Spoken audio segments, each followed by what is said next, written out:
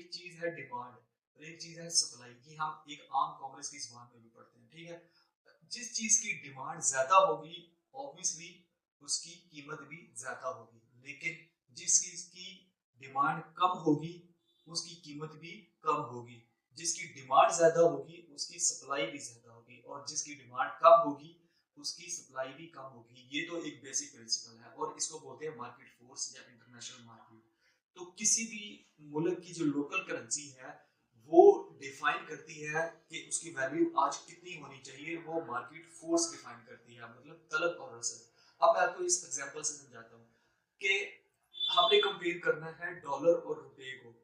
तो हमारे मुल्क में क्या होगा कि डॉलर की कीमत बढ़ेगी। कब बढ़ेगी? जब डॉलर की डिमांड ज्यादा होगी। तो इसका मतलब यह है कि हर बंदा अपनी जेब में डॉलर रखना चाहता है, हर बैंक अपने अकाउंट में डॉलर रखना चाहता है। तो क्या होगा कि